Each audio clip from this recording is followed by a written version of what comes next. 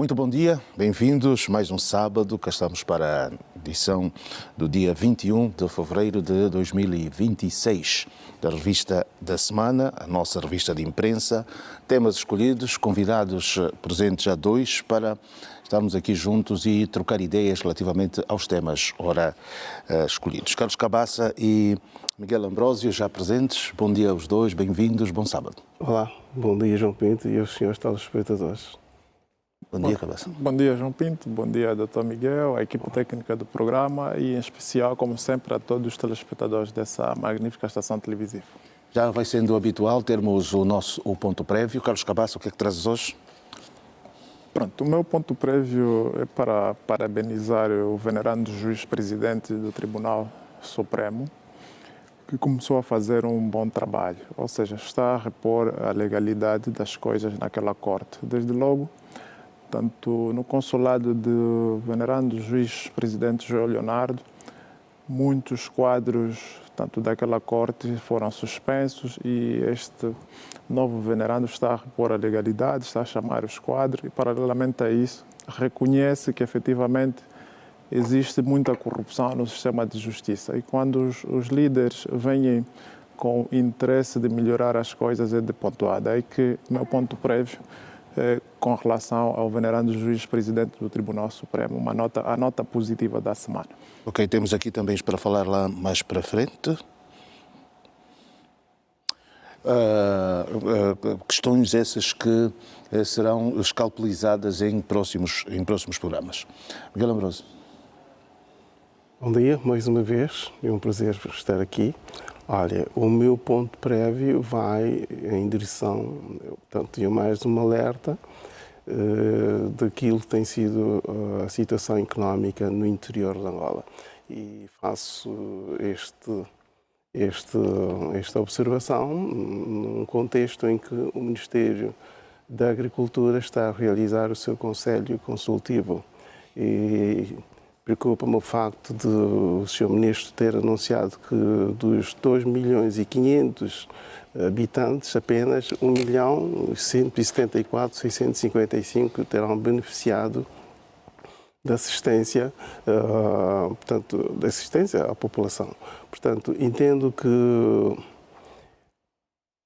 é necessário que o Governo de Angola preste melhor atenção à economia no interior. Portanto, as povoações, ou seja, as aldeias estão a ficar desprovidas dos jovens. Somente os velhos e as crianças estão a permanecer nesses locais. E isto pode ser extremamente perigoso para a economia de Angola, porque nós precisamos desenvolver o país e o desenvolvimento da economia no interior é fundamental. Portanto, é fundamental, passo a redundância, que o Estado, o Governo de Angola, dê mais estímulo a esta fração da nossa economia, porque ela é que dá maior sustentabilidade ao país. Para isto, entendo que dois ministérios concorrem para este desiderato. O primeiro dos quais é o Ministério do Comércio. O comércio, como tenho vindo a dizer, é o pivô para o desenvolvimento do interior. Sem um sistema mercantil devidamente estruturado, dificilmente as pessoas terão ânimo, terão entusiasmo de praticar a agricultura.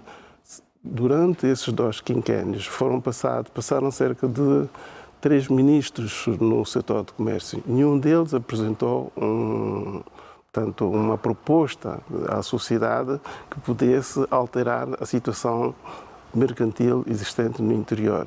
O que existe neste momento, a prática de comércio que hoje vemos no interior, é um modelo vindo da West África, dos países da África do Oeste. Portanto, um comércio deve ser baseado com uma estrutura adequada, que tenha um balcão, um armazém e que deve comprar os produtos agrícolas. Portanto, precisamos definir precisamente esta questão muito bem. Até então, os pontos prévios aqui dos nossos, por enquanto, convidados residentes aqui, os comentaristas para esta revista. Nós vamos começar com os primeiros procedimentos em neuroradiologia no Complexo Hospitalar Comandante Pedalé. Começou no passado dia 16 estes procedimentos de neuroradiologia de intervenção na rede pública, neste caso, focado em tratamentos minimamente invasivos de patologias vasculares cerebrais, como aneurismas, malformações e fístulas. Procedimentos que foram liderados por especialistas angolanos e brasileiros. Carlos Cabaça, portanto, aqui estamos a olhar para a tecnologia ao serviço da saúde. Sim, é uma boa notícia. É uma boa notícia, João Pinto. Repara que desde 2017, que o presidente João Lourenço assumiu o poder, tem estado a apostar claramente nas infraestruturas hospitalares. Embora podemos discutir tanto a prioridade, mas é fundamental dizer que, neste particular, o executivo liderado pelo presidente João Lourenço tem estado muito bem. E é uma boa notícia, como eu dizia, pelo facto de ter sido operacionalizada para a grande maioria de quadros nacionais, quer significar que há também uma grande aposta ao nível, e deve haver sempre, da formação dos quadros nacionais, sem desprimor aqueles que já estão muito mais avançados do que nós. Portanto, paralelamente a isso, João Pinto, é preciso dizer que, neste particular, nós temos bons profissionais, e, aliás, eu conheço alguns. Estamos a falar desse do Hospital Pedalé, podíamos falar também no Hospital Cardeal. Há angolanos especialistas sobre essa matéria. No fundo, João Pinto, é uma boa notícia. O que se espera é que se reproduza tanto cada vez mais esse tipo de ações. Vamos aguardar que efetivamente mais quadros angolanos possam estar formados nessa área e que deem acesso livre às pessoas, porque nós ainda temos tanto o problema de acesso aos hospitais macro. Essa é que é a grande discussão. Pois, eu vou na esteira que acabou de dizer o Dr. Cabaça. Portanto, há neuroradiologia é uma palavra muito complicada. É uma subespecialidade da radiografia, não é? Tem por objetivo fazer diagnóstico de doenças do sistema nervoso central, não é?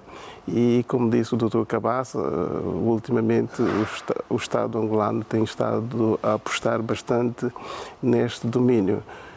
Penso que é uma atitude bastante feliz que o governo angolano tem procedido, portanto, está a criar infraestruturas à dimensão do país, portanto, e isto dignifica as pessoas, dignifica o próprio Estado angolano, o seu governo, e criando infraestruturas desta natureza.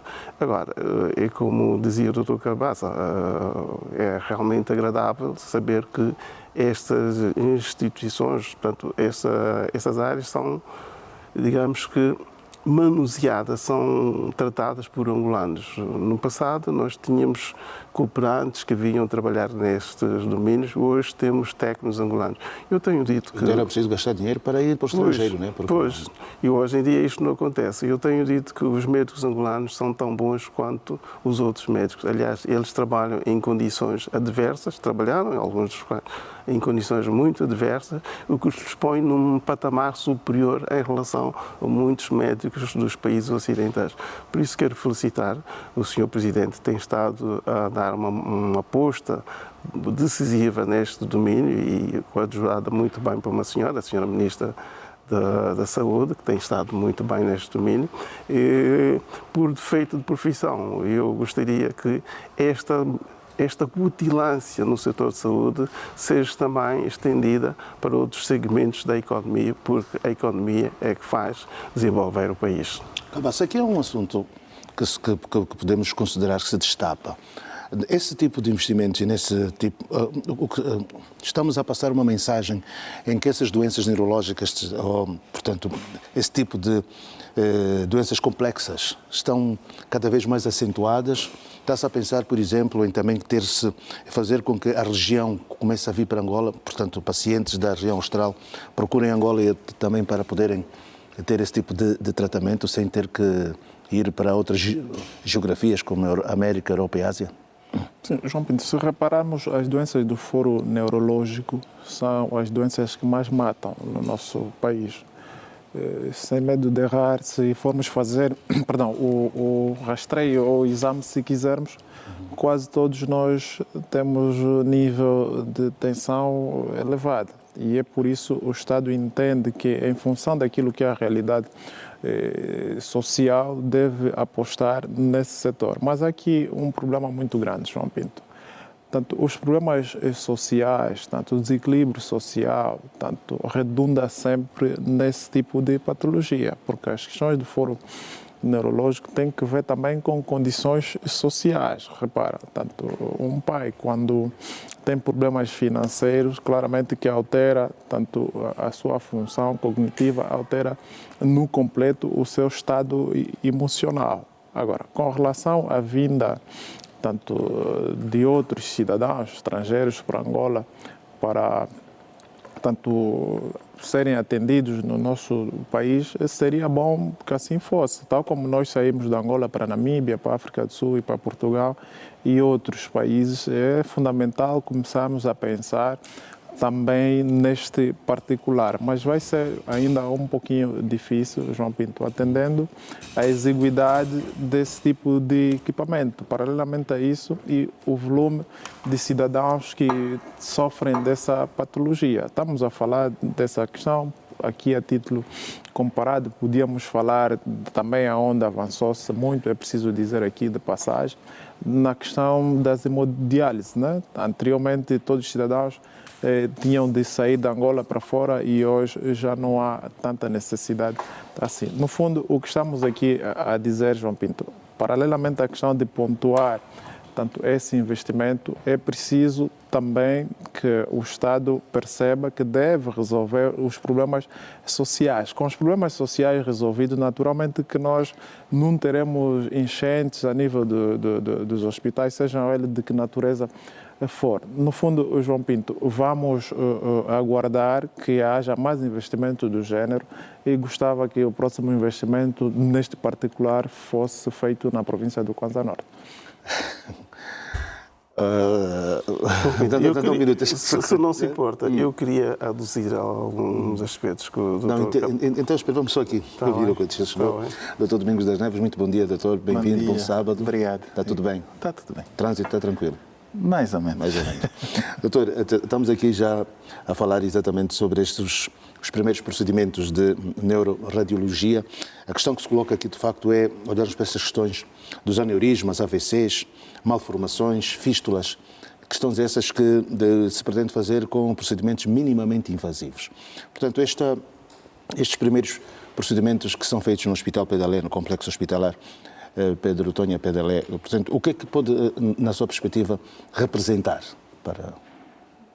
Bom, é sem sombras de dúvidas um avanço grande no âmbito daquilo que é a oferta de serviços públicos do Serviço Nacional de Saúde, para ser redundância, porque este é um dos elementos fulcrais para, digamos assim, controlar e a questão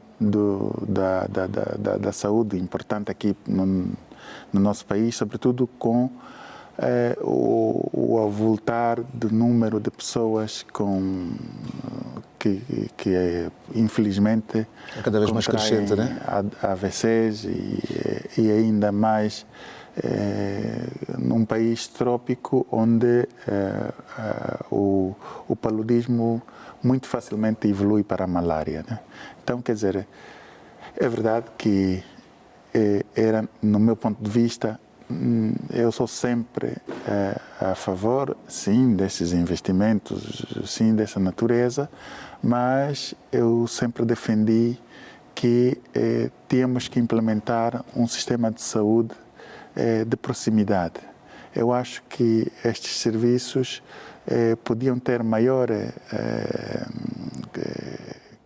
controlo, maior diagnóstico, se lá atrás nos nossos centros de saúde se pudessem fazer diagnósticos de base, um acompanhamento de base. O que acontece é que muitos dos pacientes vão a estas grandes unidades de saúde já em estado crítico e sem uma assistência de base anteriormente acompanhada nos centros de saúde. Portanto, eu acho que esses investimentos são muito bons, mas seriam melhor, no meu ponto de vista, concebidos se tivéssemos que apostar na saúde de proximidade. Eu já fiz aqui várias vezes referência que nós temos muitos médicos formados em Portugal, muitos médicos formados em Cuba, quer em Portugal, quer em Cuba, pelo menos na Europa, em Portugal, o sistema de saúde é um dos melhores na Europa, exatamente porque tem a chamada o sistema de saúde de proximidade. Os centros de saúde dos bairros funcionam e é a partir de lá onde os cidadãos são acompanhados e vão aos grandes hospitais quando a situação é muito crítica, mas já com um diagnóstico na base de acompanhamento. Em Cuba é a mesma coisa. Tanto, não sei qual é a dificuldade que temos aqui de implementar isto aqui, que era mesmo só copiar e colar, como se diz na gíria. Copy-paste. Né? Copy-paste.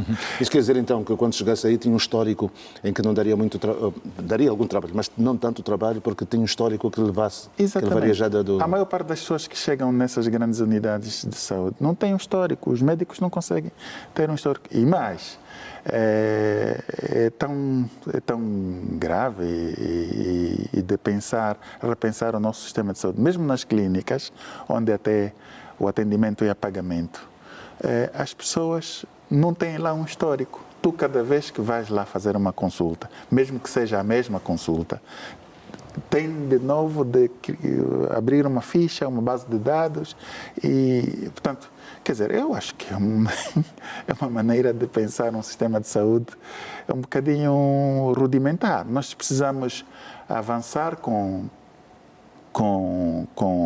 a modernidade também, né? Quer dizer, e nós sabemos, os médicos mais do que eu, sabem que o histórico do paciente é essencial, é importante para um acompanhamento, até mesmo na transferência de um médico para o outro, não é? Porque, por N razões, o médico primeiro que atendeu-lhe na primeira consulta não estará, ou viajou, ou está de férias, ou qualquer coisa, e tem um outro médico disponível, mas este, se não tem um histórico na sua mesa, tem de recomeçar de novo. E às vezes o paciente já está grave, portanto, há situações que não esperam tanto. Então, eu acho que evitaríamos muitas mortes, mas muitas mortes, se nós, em primeiro lugar, apostássemos neste aspecto aqui da saúde de proximidade, um acompanhamento a partir do bairro, dos diagnósticos das pessoas, porque eu acho que isso não é uma coisa muito difícil de fazer. Nós fazemos despesas a nível do Estado de coisas mais supérfluas e eu acho que investir nisto, num computador, numa impressora, numa base de dados, a nível dos centros de saúde dos bairros, ajudaria em muito mesmo. Pois, eu queria aduzir mais elementos em relação à construção desses hospitais, que são hospitais de grande valia, têm custado muito dinheiro ao Estado e faz muito bem investir. Agora, como dizia o meu colega, por forma a evitar com que esses serviços sejam subcarregados, é fundamental investir na condição social das pessoas. Porque se as pessoas não tiverem uma condição social ideal, uma condição financeira adequada, vão adoecer permanentemente e vão ocorrer nesses hospitais e logo vai haver uma subcarga de serviços para essas instituições e, consequentemente, degradação destas mesmas instalações. A melhor maneira de prevenir tudo isto é insistir no desenvolvimento da economia para que as pessoas tenham uma vida social e que tenham uma vida mais próspera e que viva com saúde, para que não haja subcarga nestas unidades hospitalares e, diga-se em bom da verdade, estão a aumentar a nossa dignidade enquanto ambulantes. Aqui um dos aspectos que cabeça aí Miguel e Domingos das Neves, portanto, fala-se aqui no impacto financeiro e social, que seria com o objetivo de reduzir drasticamente os custos com evacuações sanitárias para o exterior, que chegavam a ser muito elevadas por paciente. Ouvimos os números, inclusive da própria ministra. Portanto, isto a sociedade vai sentir, de facto, esse impacto? Não, a sociedade não vai sentir o impacto que se pretende em função da exiguidade desse investimento. As pessoas que se dizia que por uma mera dor de cabeça iam para o exterior vão deixar de ir, vão começar a ir aos nossos hospitais? Não, há aqui uma questão de liberdade econômica também, né? Okay. Aqueles que entendem que têm condições para ir para fora, isso não é problema, tem dinheiro, podem se tratar onde quiser. Desde que não onere o Estado, não é? Diga? Desde que não onere o Estado. Claro, podem ir aonde quiser. Há essa liberdade de mobilidade e liberdade econômica. A grande questão, João Pinto, prende-se com fatores sociais, porque se nós resolvemos o problema da estrutura social, naturalmente que nem sequer precisaremos de grandes hospitais, não precisaremos de grandes comarcas, não precisaremos de muita polícia, não precisaremos de muitos juízes, muitos procuradores, até mesmo muitos advogados. Portanto, a disfunção social depois redunda nesse investimento. Daí que entendo, pelo facto de ser ainda um investimento piloto, não quer significar que vai resolver o problema todo neste particular. Embora nós aqui demos nota positiva, claro está que o Estado vai deixar de gastar dinheiro com evacuação, tanto de cidadãos lá para fora. Agora, precisamos também que o Estado nos esclareça onde é que irá aplicar o remanescente, tanto fruto do não envio de pacientes lá para fora. Aqui estou, tanto na mesma página que o Dr. Domingos das Neves, temos de investir claramente na saúde de proximidade, temos de investir e aliás, é uma das discussões do Dr. Adriano, né, o presidente do Sindicato dos Médicos, tem estado a discutir e muito bem o investimento, a ausência de investimento na saúde de proximidade. Paralelamente a isso, discute-se também a ausência de médicos de família e também, de acordo com o Dr. Domingo, nós temos que começar a trabalhar no cadastramento, tanto nós, país, tanto temos que trabalhar no cadastramento dos pacientes nesse particular. Repara que eu, em particular, não tenho um número de utente, né? Quando faço consulta numa clínica privada, que não vou dizer o nome, porque não pagam publicidade, mas quando eu vou para lá, tenho de constantemente voltar a entregar o bilhete, voltam a fazer o registro. Não há um histórico do paciente diferente como aqui na Namíbia. Quem for para a Namíbia ou quem foi em 2015 regressar tem aí os seus dados, o que é que levou esse cidadão à Namíbia em 2015. Então nós temos de evoluir tanto nesse particular. No fundo, João Pinto, não vai reduzir significativamente o número de cidadãos que vão para fora, porque nós estamos a falar do investimento piloto que foi feito num único hospital e o país, por essa altura, tem 21 províncias, 326 municípios. Não estou a ver um único hospital, portanto, a dar vazão ao volume de pacientes que lá irão. Sim, portanto, isso também não se espera que seja para já, né? Pode ser a médio e longo prazo, né? Sim, João. Mas há uma questão que, nesse sentido, é um pouco mais grave. Há relatos que são fidedignos de que, por exemplo, em muitos dos hospitais, mesmo nestes novos que abriram e foram construídos e abriram, como, por exemplo, esse Hospital Geral de Viana, de Dom Emílio de Carvalho, não há tomografia. Já há um mês está variado o aparelho. E, como este, outros hospitais novos também estão nessa condição.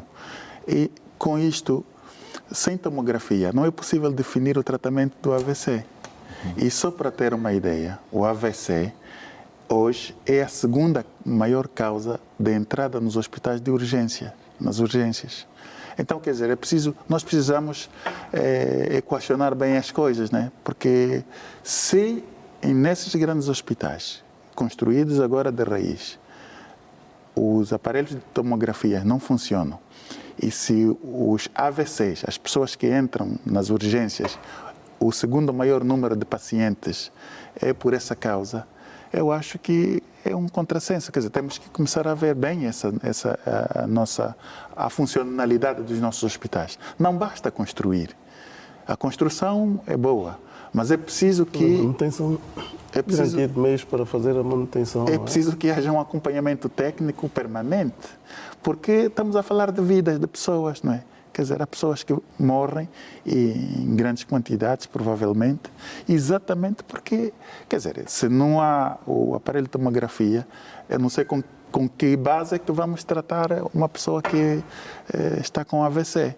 Então, quer dizer, eu acho que temos que começar a ver mais a sério estes aspectos do funcionamento e da funcionalidade dos nossos hospitais, os nossos aparelhos, a manutenção dos mesmos, quer dizer, porque isto, no fundo, é que vai definir a nossa qualidade de saúde no país.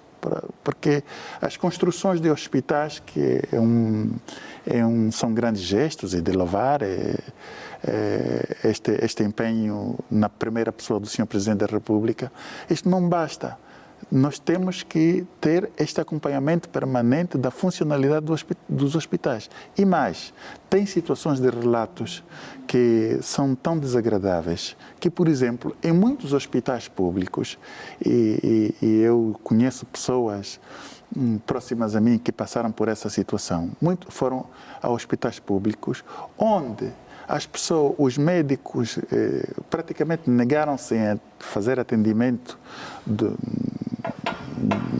clínico, convidando essas pessoas a serem atendidas nas suas clínicas privadas. Quer dizer, isso deontologicamente é disfuncional. Eu acho que é preciso que se crie, não sei que tipo de mecanismos, em que os cidadãos possam denunciar isto.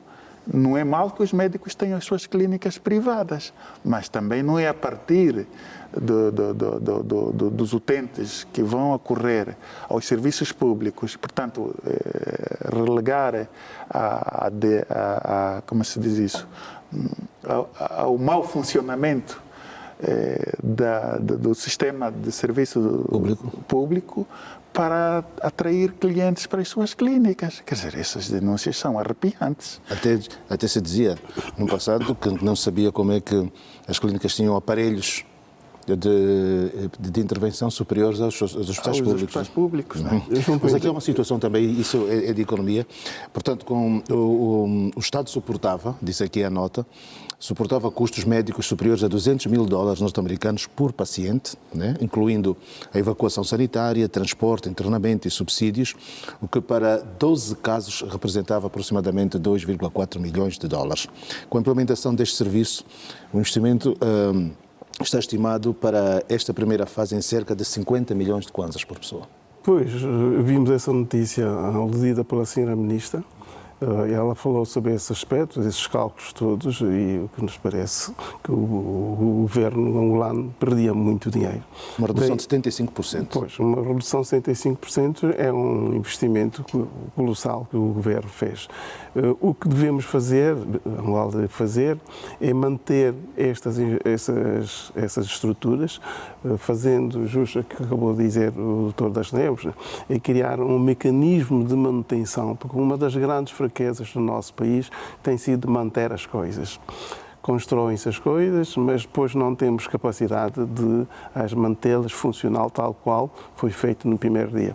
Mas com esta redução financeira que decorria do envio das pessoas para o estrangeiro, o governo pôde aplicar esses fundos para comprar acessórios, formar técnicos, para manutenção e que as pessoas estejam de vigilante para que não deixem que os equipamentos chegam a deteriorar-se de tal ponto que ficam obsoletos. Há bocado falou num hospital que tem os equipamentos, relatos também chegam-nos de que no Hospital Cardeal do Nascimento há algum equipamento, eu não posso precisar concretamente qual é, que não funciona. Portanto, isto não pode acontecer. Portanto, os valores vão sobrar nestes investimentos que eram feitos com as pessoas lá fora, podem precisamente ser aplicados na potencialização dos técnicos para fazerem a manutenção e que forma que tenhamos as coisas funcionais e que as pessoas não tenham outra vez a necessidade de comprar um equipamento logo como se fosse um novo. Portanto, é mais ou menos isso, não é? Cabeça, então, já para terminarmos, espera que a Assembleia, com essa redução toda, depois haja uma explicação de onde é que vai ser aplicado o dinheiro que já não vai ser necessário lá para fora. Não, eu não acredito muito nesses dados. Nos dados da senhora Ministra da Saúde, com devido respeito, não acredito, não são verdadeiros esses dados. Porque, repare, por quê? 200 mil dólares por cada cidadão. A senhora Ministra tem de vir explicar quem são esses cidadãos, em que país foram. Não basta dizer que cada cidadão gastava 200 mil dólares, 200 mil dólares. É uma estimativa que ela dá pelo tratamento que, se calhar, ela disse que gastava-se 200 mil dólares por cada cidadão, aproximadamente. Nem que fosse 50 mil dólares. Tem de vir explicar quem são esses cidadãos, em que país foram, porque esses dados não são verdadeiros, em minha opinião, não são mesmo. Nós não temos grande número de evacuação de angolanos que padecem de AVC. Não temos, João Pinto, é que não temos mesmo. Então, nós estamos aqui a elogiar a construção dos hospitais e isso é mérito do presidente João Lourenço, ninguém lhe vai retirar isso. O presidente, quando deixar o país, vai deixar a sua marca no domínio do investimento. Deixar o poder. Diga? Deixar o poder, ok. Obrigado, peço desculpa. Deixar o poder vai deixar a sua marca a nível de investimento hospitalar. Mas agora, não é verdade esses dados da senhora Ministra, peço desculpas. A senhora Ministra tinha de vir nos dizer quem são os cidadãos que viajaram, foram a que país, Portugal, África do Sul, Namíbia, não basta só vir. Eu acho que a leitura, peço desculpas interromper, a leitura que eu tenho, a Ministra deu mais ou menos um overview, portanto, deu uma estimativa, ela não esteve a fazer um relatório daquilo que foram as despesas durante todo este tempo em que não tínhamos essas. Esta é a impressão com que eu fiquei, portanto, acho que ela poderá, provavelmente, fazer se quiser fazer papel de advogado da senhora Ministra, também esteja à vontade, né? Porque ela não precisa. No meu momento, estou a dizer que esses dados não são verdadeiros, com alguma responsabilidade. Nem que fosse 15 mil dólares mês, é muito dinheiro. A senhora Ministra tinha de vir explicar quantos angolanos foram lá para fora. Não basta tanto essas declarações cosméticas. Nós não estamos a esvaziar a importância do investimento que está a ser feito ao nível dos hospitais, mas esses dados não são verdadeiros. E sendo verdadeiro ou a ser verdade, esses dados demonstram claramente que nós, enquanto país, invertemos as prioridades num passado recente, porque se tivéssemos investido antes ao nível dos hospitais, naturalmente que hoje não estaríamos a discutir, portanto, a valoração desses dados avançada pela senhora Ministra. Para terminar mesmo, João Pinto, aproveitando essa questão dos hospitais, é preciso que nós, país, repensemos, tanto o estado de coisa ou acesso às clínicas, desde logo Sagrada Esperança e a clínica Girassol, porque são clínicas feitas com fundos públicos. Por que o cidadão, para ir para lá, tem de pagar? Temos que discutir isso, porque quer a Sagrada Esperança, feita com dinheiro dos diamantes, e a clínica, tanto Sonangol, feita com o nosso dinheiro do petróleo, são instituições hospitalares públicas. Então temos de discutir por que o cidadão não tem acesso, o cidadão comum não tem acesso a essas duas unidades hospitalares, porque não são de cariz privados, né? Pois, mas as empresas são do âmbito público, mas são empresas, né? Sim, mas não são privadas. Mas não são privadas. Pronto. Não quero ser advogado das empresas.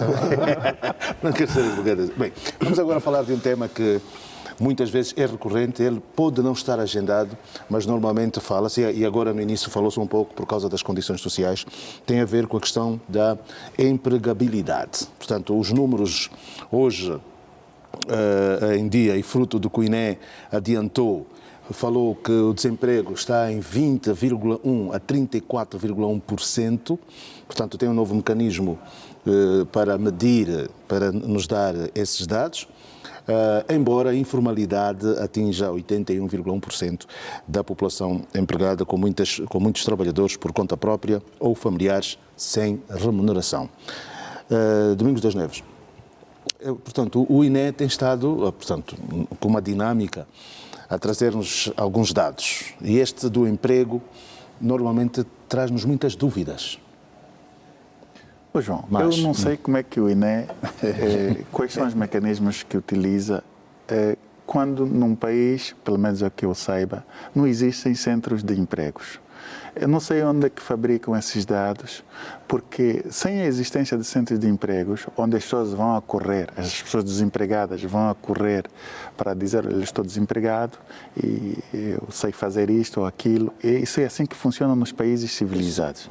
Sem isso, eu não sei como é que você vai aferir o percentual de pessoal desempregado, dos cidadãos desempregados. Foi o censo, não? O censo, já estivemos a dizer aqui várias vezes que houve uma larga maioria de pessoas que não foram sequer contactadas pelos agentes de censo. E algumas que foram contactadas, as perguntas foram tão precárias, como foi o meu caso, foram 3 perguntinhas e mais nada. Quer dizer... Mas não acredita nesses números? Não acredito nesses números, por causa da base que eu estou a dizer. Com que base, qual é a base que utilizaram para chegarem a essas conclusões? Que isto, como diz o Dr. Cabaça, quer dizer, criar cosméticos nos números é muito bom, mas isso não dá fiabilidade. Nós temos que começar a fazer coisas com mais fiabilidade. E fazendo com mais fiabilidade, eu acho que uma das coisas que tinha que se apostar é na criação de centros de empregos a nível dos municípios. E eu acho que aí se aprecia, aliás, a partir das administrações, já sabia que quando se podia não ser na administração, mas um centro de emprego podia ser autônomo à administração, mas nos municípios, cada município tinha que ter um centro de emprego. Então o município saberia que nessa administração existem X operários, X pedreiros, etc. Pessoas desocupadas, não é? É isso, porque as pessoas ocupadas, o mecanismo é outro, já se sabe, quer dizer, podia ser a maneira de articular o percentual das pessoas que têm emprego, né? Agora, as pessoas desocupadas, eu acho que, e mesmo a informalidade, a base da informalidade, como é que nós vamos aferir um percentual de pessoas que estão num trabalho informal? O que é um trabalho informal? Primeiro, temos que definir o que é um trabalho informal. E depois, só nisso é que temos que ver, então, como é que é a tipologia, quais são as tipologias desses trabalhos informais e daí aferir essa tal percentual. Mas se essa base não existe, eu acho que há certos trabalhos que requerem um pouco mais de responsabilidade no país. O país gasta tanto, paga pessoas, paga tanta gente, para depois fazermos um trabalho sem bases. E, nesse sentido, esses dados têm de ter alguma cientificidade, não pode ser uma coisa assim aleatória. Eu acho que, nesse caso, o INE nos está a demonstrar, salvo opinião contrária e demonstração de factos contrários, mas o que eu tenho aqui na base é que o INE, se não consegue demonstrar como é que consegue atingir estes dados, eu acho que, para mim, pelo menos, esses dados não têm nenhuma fiabilidade. Carlos Cabaça, isso acontece numa altura em que ouvimos a informação, segundo as quais a própria AGT cancelou um UNIF de mais de 30 mil empresas, não é? Sim. Uma coisa assim. Não sei agora se, de facto, esses também constam desse relatório, como ainda empregados. Pronto. Primeiro, desde logo, dizer que a AGT não ajuda o presidente João Lourenço a trabalhar. a GT atrapalha o país, a GT não está preocupada com o desenvolvimento socioeconômico do país, porque se estivesse preocupada não teria encerrado 40 mil empresas. Repara, foram 40 mil. Cerca de 40 mil empresas. Repara, João Pinto, o presidente João Lourenço viaja para ir captar investidores por várias vezes. E muitas dessas viagens redundam em investimento. Eu, no exercício da minha profissão, sei que muitos investidores, sobretudo indianos, vieram para Angola em função dessas visitas que o presidente tem estado a fazer. Mas chega aqui, monta as suas empresas, tanto por um erro de cálculo, a Administração Geral Tributária encerra as empresas. Primeiro, do ponto de vista legal, não é competência da AGT encerrar as empresas. Aqui mesmo pertinho, na Avenida Fidel de Castro, João Pinto, bem ao lado aí do condomínio Boa Vida, passa publicidade. Ali umas lojas de venda de peças de viatura, todas elas estão encerradas porque a AGT colocou selo. Não podemos aceitar nem permitir com que o país continue assim. Então agora vamos para os números. O meu apelo vai mesmo ao Presidente da República, tanto e à senhora Ministra das Finanças, tanto tem que se pôr cobro a esta questão, porque estão a asfixiar as empresas. Os investidores estrangeiros estão a ir embora e com isso, tanto vai levar maior número de jovens fora do mercado do emprego. Adentrando na questão que me coloca, eu não acredito nos dados do INE por uma razão muito simples. Para a colheita de dados é necessário, como disse muito bem o Dr. Domingo, metodologia científica. Não é dizer X, não é verdade. Os dados aqui de check and balance, dados da sociedade civil, são 63% dos jovens que encontram-se desempregados. 67% e 27% estão empregados, ou seja, 12% têm emprego seguro, os que trabalham na AGT, na Sonangol, tanto nos bancos, alguns indivíduos das Forças Armadas, da Polícia Nacional fazem parte dos 12%. E 15% dos jovens têm empregos precários, trabalham na cidade da China, que o salário é 25 mil ou é um prato de arroz. Mas esses contam como feijão. empregados ou contam como desempregados? Não, esses, em minha opinião, contam como desempregados. Emprego precário é como se de um biscato tratasse. Não pagam segurança social, não pagam nada? Não pagam absolutamente nada. Eu tenho estado a dizer, e muitos... Ô João, com 25 mil vão pagar segurança social. Claro. E muitos outros analistas... A pergunta não ofende, doutor. Não. Claro. Muitos outros analistas têm estado a dizer, se o INE não traçar dados verdadeiros, partimos de uma premissa errada. E o que é que isso dá? Depois dá distorção daquilo que é o tecido social. É preciso, tanto, haver maior responsabilidade por parte do INE. E aqui também apela-se ao governo, no sentido de criar uma outra instituição, check and balance, para contrapor os dados do INE. Porque senão o Estado relaxa, passa aqui a expressão. Se o Estado vai entender, só são 20% dos jovens que estão, tanto, desempregados. Isso reduz o nível de preocupação. Mas quando o Estado sabe que são 63% dos jovens desempregados, naturalmente que vai investir para que esses jovens tanto adentram para o mercado do emprego. No fundo, João Pinto, não acredito, e aliás nunca acreditei nos dados do INE, seja o censo, seja esse, eu não acredito nos dados do INE. Domingos Ambrósio, isso aqui vai do Domingos também. Miguel Ambrósio. Isto vai para um ponto que estava ligado exatamente ao que disse no início, portanto, promoção da economia rural para atrair parte da juventude e ser ela formalmente empregada. Já dizia um economista que não sabe que milagre houve de um ano para o outro sair de 60% para 20% de desempregados. Pois, João Pinto, o INE, de um tempo a esta parte, tem estado a brindar-nos com alguns algarismos, sobretudo sobre a estatística. Deve ser inteligência artificial, não? Não, eu creio que eles têm tido uma base criteriosa que têm estado a fazer, que é a base de inquérito, portanto, inquérito aos cidadãos e às empresas. Eu concordo plenamente com o que disse aqui o Dr. das Neves. A forma mais adequada, mais científica, de obter esses dados é através dos centros de emprego. Os centros de emprego deveriam servir como barómetro para aferir esses dados com os quais acabaste de fazer referência.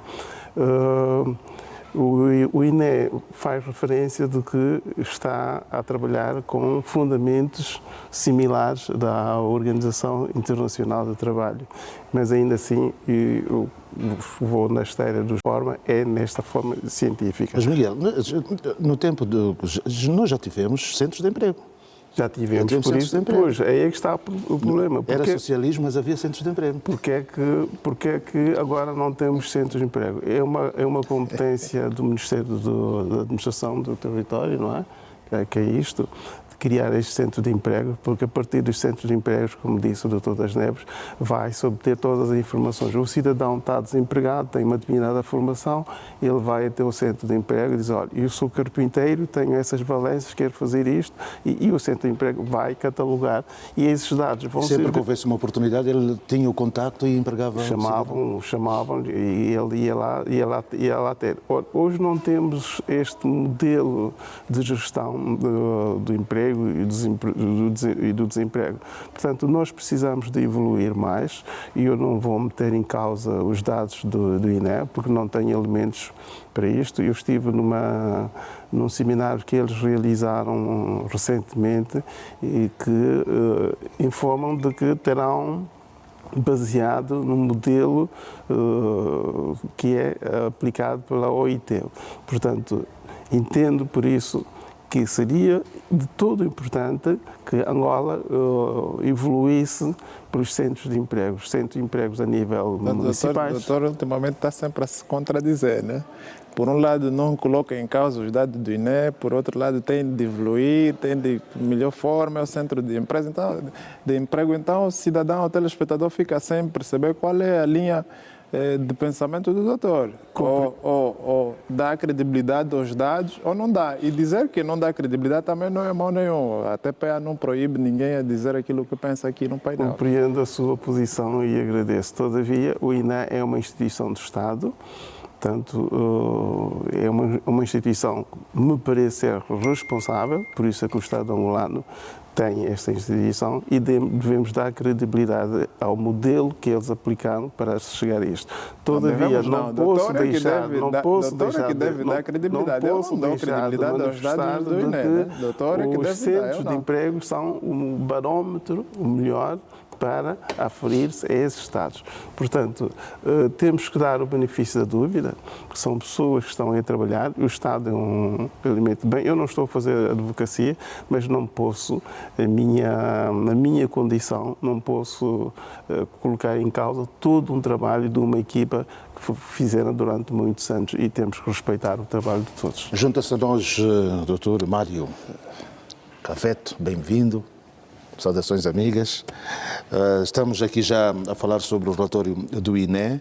Portanto, os números dizem que há uma redução.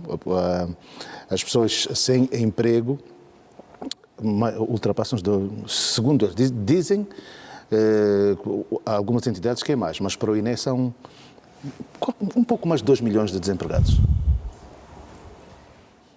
Falar da empregabilidade, e sobretudo em Angola, eu acho que os meus colegas antecederam, disseram o essencial, mas aqui importa também trazer alguns pressupostos que achamos que seriam relevantes, porque no fundo é identificar, mas depois trazer as possíveis soluções. A empregabilidade seria um dos maiores desafios do próprio Estado angolano em relação àquilo que seriam os conceitos essenciais de produtividade. As pessoas tinham que produzir. Agora, em relação aos dados ou não dados, que está a ser aqui discutido e no bom sentido, estes dados deviam vir em detrimento daquilo que é a produção. Ou seja, a força ativa deve trabalhar. Isso mais do que nunca não se pode discutir, está aqui declarado. Agora, é importante identificarmos onde é que está a força ativa. Como é que ela realmente atua no mercado? Tem oportunidades? Estes desafios podiam ser tão intacta para que pelo menos o Estado perceba aquilo que vai ser as suas políticas, programas, né? Fazer a inclusão desta juventude. Então, Dr. Cafeto, há esses números, o que é que acha que o Estado vai fazer se de facto não há centros de emprego para as pessoas saberem qual é o nível, quais são os mais desempregados, o que é que fazem, o que é que não fazem, que formação têm, como é que o Estado vai saber para ter essas políticas? Sim, mas pelo menos vamos reiterar a posição do centro de emprego. Aqui não estou contra, eu apoio a ideia, porque é no centro de emprego que a gente vai à capacitação de quem vai ser empregado. Esse é o primeiro pressuposto. Agora, nós temos que também depois perceber que nós falamos de emprego e esquecemos o conceito de especificidade. Estamos a falar do emprego formal e o informal. E hoje parece que fala-se muito mais do informal do que formal. Mas então, o que é o emprego informal? O emprego formal... Não, o que é o emprego informal? Há emprego, a palavra é emprego. O que é emprego informal? O informal... Quem trabalha no privado é informal ou é formal? Não, é formal.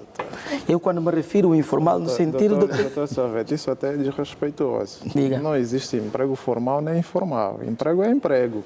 Quem trabalha no mercado de 30, se tem salário, é emprego. Não tem emprego formal nem emprego informal. Não sei onde Cabaça, que foi buscar essa teoria. Eu não sei, mas vou falar enquanto economista. Eu falo do informal porque aquele que está no mercado informal, estamos a referir, trabalha. Mas não paga, por exemplo, ao Estado. Não, deixa só que eu chegue até aí, vai ser interessante. Não é emprego informal. Doutor, eu prestei-lhe muita atenção quando dizia, não sei se também se me deixar vai ser interessante. Claro. Provavelmente os meus discursos podem não ser, mas a minha fundamentação pode interessar. Deixa que eu acabo de falar e vai ser interessante falarmos. Tá. Estamos a falar do informalismo e nós por Angola temos muita informalidade e temos que assumir isso. Há muita gente que trabalha, mas não paga rendimento ao Estado. Aí é o conceito de formal e informal. Quem é o formal? É aquele que paga a segurança social e lhe é descontado o seu rendimento de trabalho. Mas o próprio Estado isenta mesmo no emprego formal, como diz, a partir de determinado valor, não pagar as taxas ao Estado. Sim, mas estamos a nos referir à isenção. Não estamos a dizer alguém que não quer pagar ou não sabe onde vai pagar. É um outro problema que eu acho que devíamos refletir. Porque quando falo do informalismo é aquele que realmente trabalha e a sua produção depende diariamente do que ele vai fazer. Isso é informal. Nós entendemos que ele vai ao 30, que ele vai ao Catinton, que ele vai não sei aonde e produz alguma coisa, mas é tudo relevante à atividade pessoal. O que estamos aqui a tentar analisar é a perspectiva de rentabilidade e produtividade. Quem está no formal tem ligações, pelo menos, mesmo que seja trabalho por conta própria, mas paga algum imposto. Lhe é descontado alguma margem para a segurança social. Então, a empregabilidade é todo esse leque de informação que queremos aqui passar, mas também é importante que os dados, e aqui concordo, que os dados sejam credíveis. E só uma vez dados forem credíveis, o Estado vai agilizar o programa com os números exatos, e se não forem exatos, pelo menos que se aproxima aquilo que é o real, para se pensar na mitigação do problema. Porque o problema está identificado, há desempregados, há. Aqui, portanto, eles... Posso, João? Sim, nas notas eles dizem que a redução da taxa global para 20,1 no final de 2025 deve-se à implementação de novas normas da OIT, Organização Mundial do Trabalho, que agora excluem da contagem de desempregados as pessoas que produzem apenas para o seu próprio consumo. E citam aqui a agricultura familiar, né? O que classificam as fora da força de trabalho em vez de desempregados. João Pinto, permita-me só rebater aqui o Dr. Salvete. Nós estamos na maior cadeia televisiva do país e temos de esclarecer os nossos cidadãos com alguma verdade e alguma cientificidade. Não existe emprego formal e emprego informal. Não existe isso. Existem pessoas que trabalham no setor formal e no setor informal. E é por isso que eu dei exemplo do mercado do 30. A partir do momento que há uma relação jurídico-laboral, portanto, esse cidadão, independentemente do que ganha, tem emprego. Agora, voltando na questão que me coloca João Pinto, nós não podemos viajar sempre no sentido de dados das organizações internacionais. Isso é perigoso, portanto, porque a verdade é que nós não temos 20 ou 21% dos jovens desempregados. Isso não é verdade. E assim complica e atrapalha o próprio executivo a trabalhar. Como eu disse atrás, portanto, se não começarmos a lançar dados verdadeiros para ajudar o executivo a trabalhar, o próprio Estado ou o executivo relaxa. É o que eu disse. Nós temos, João Pinto, por essa altura, 63% dos jovens desempregados. Isso são dados Mas onde é que foste buscar esses dados? extremamente preocupantes. Não percebi. São dados da sociedade civil. São dados da sociedade civil. Perguntou, já lhe respondi. E posso desafiar aqui publicamente os dois. Podemos organizar a equipe, trabalhamos em Luanda, vamos perceber que só em Luanda a grande maioria dos jovens está desempregado. Podemos fazer esse desafio. E se eu perder, pago o desafio. Estou aqui a assumir publicamente. Então, são dados da sociedade civil. Por isso é que eu não acredito nos dados do INE, com todo o respeito que eu tenho pelas pessoas que lá estão, e aliás muitos deles conheço, mas não me coíbe de dizer que os dados não são verdadeiros. E não são mesmo verdadeiros, doutor. Não tenhas dúvida disso. Porque se nós não tivéssemos 63% dos jovens desempregados, não teríamos os problemas sociais que temos. Quando o doutor diz que os dados não são verdadeiros, está a meter em causa toda uma instituição, como é o INE, que é um órgão do Ministério do Planeamento, que tem um orçamento, não é? Que é um órgão que o Estado angolano tem para aferir essas questões de estatística. Sim, estou a meter em causa. O senhor está a dizer, estou a meter em causa. Que é o que o doutor quer ouvir. Eu estou a meter em causa o trabalho do INE. Temos que ser, digamos que, pelo menos um pouco diplomáticos e verificar de que o trabalho foi feito durante muitos meses. Esse é o problema do país. Comentadores virem elogiar erros. Esse é que é o problema do país. Porque eu estou... Só um bocadinho, a minha honestidade intelectual não me permite com que eu possa meter em causa dados de uma instituição credível do Estado angolano. Então, se o doutor é o único que tem honestidade intelectual, fica mesmo com a tua honestidade intelectual. Porque o que estamos a dizer aqui é que, se nós não dissemos a verdade ao Presidente da República, que por vezes tem sido enganado, nós não estamos a ajudar o Presidente a trabalhar. E o que eu estou a dizer aqui não é nenhuma mentira. Nós temos cerca de 63% dos jovens desempregados. O doutor acha que hoje, no nosso país, o sonho do jovem é comprar moto para fazer serviço de táxi ou arranjar uma moto para fazer serviço de táxi? É uma outra questão. É uma outra que está a falar na oferta de emprego. Isso não lhe preocupa? Isto é uma outra questão. Então, deixa-me só voltar agora, aqui. Falar que os dados são falsos, falar que os dados são isto, assado e cozido, não, por amor de Deus. Não, essas são as minhas palavras, eu assumo a responsabilidade daquilo que eu digo. Porque eu posso colocar em causa, se o Presidente da República implementar uma má política, eu posso colocar em causa aquela política implementada pelo Presidente. O que eu não devo fazer é destratar ou faltar respeito a quem quer que seja. Mas agora, emitir a minha opinião com sinceridade não é falta de cientificidade e muito menos falta de sentido acadêmico. Pelo contrário, elogiar erros prejudica até a governação do Presidente. É assim que o Presidente José Eduardo foi enganado, com elogios constantes dos erros. E eu não vou fazer isso. Para ajudar o Presidente a trabalhar, vou dizer sempre a verdade. Antes de transformar isso em diálogo, gostaria de dizer que não estou de forma alguma a elogiar. O que estou a procurar transmitir é o sentimento de que trata-se de uma instituição de credibilidade do Estado angolano, que divulgou elementos com valores substantivos. Portanto, é importante que essa questão seja vista neste prisma. Não estou, longe de mim, estar a fazer advocacia. Doutor, uma coisa é ter agenda, a outra coisa eu não tenho agenda. Eu não tenho agenda, vamos então concluir, digo para passarmos aqui, porque estamos quase a intervalo. E o que sinto, não é? Não, já concluí. Doutor Domingos das Neves, então já para concluirmos, e depois o doutor Saveto, portanto, com todos esses números e por aquilo que se pretende, a olho nu, empiricamente o que se observa é que há muita gente na rua, né? Mas, portanto, temos esses números. O que é que acha que se pode fazer para que estes 2 milhões e 300 e qualquer coisa, portanto, não vai ser um milagre, não vai acontecer logo, uma vez que Agricultura, produção animal, caça, floresta e pesca são os maiores empregadores com 50,7%. Nesses números do INE. Bom, não sei, porque eu acho que as minhas dúvidas estão no facto de que, quer dizer, e eu sempre disse, eu pautei sempre pela construção de uma sociedade aberta em que há discussões públicas sobre assuntos públicos. Isto é um tema de interesse público e, portanto, é normal que a gente tenha que discutir, refutar, confutar e sustentar as nossas bases.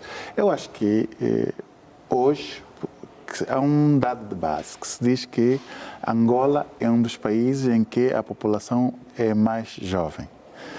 Mais de 50% da população é jovem. E hoje há uma tendência mundial de os jovens saírem das zonas rurais para as cidades. É assim que vemos cidades como Luanda, Benguela e algumas outras com uma densidade populacional fora do normal, do seu normal, exatamente por causa disso. Porque há a ideia de que é nas cidades onde se busca a realização, porque nas aldeias não existem. Agora, vir-me dizer que a maior parte desse percentual, dos 2 milhões e tal, porque a agricultura não se faz na cidade, a pecuária não se faz na cidade. Portanto, é um bocadinho é um contrassenso, no meu ponto de vista, porque se os jovens estão maioritariamente nas cidades, e as cidades não há agricultura nas cidades, não há pecuária nas cidades, não consigo perceber como é que o maior percentual destes 2 milhões venha nestas tipologias de empregabilidade. Doutor, e depois aqui há uma situação dos dados. Há um dado global de desemprego e depois há as frações, né? Nas frações diz aqui que a faixa etária dos 15 aos 24 anos, a taxa de desemprego nesta categoria é historicamente a mais elevada, situando-se em torno de 48,7%. Dados consolidados, portanto, este relatório de 2025, com projeções que indicam uma persistência acima dos 45%. Luanda e as Lundas são os sítios com mais desemprego. Pois, mas eu acho que o desemprego está em todo lado. Aqui estamos aqui a usar percentagens. Generalizado. Generalizado. Não há uma vamos terminar então. Problemas de desemprego, não é? Como é que conclui então? Não haja problema de emprego. Exatamente. O problema de emprego em Angola é desafiante, mas envolve todos os atores sociais para, pelo menos, a mudança do mal-estar que se vive. Vamos chamar todos os atores, vamos chamar as igrejas, as organizações. O próprio Estado tem que rever as políticas que tem gizado a favor da empregabilidade, da juventude. Tem que se pensar um bocado mais também nas desigualdades e ver as oportunidades. Acho que estaríamos de que maneira a minimizar a condição do conceito que se vive de empregabilidade por Angola. E qual é o dado comum?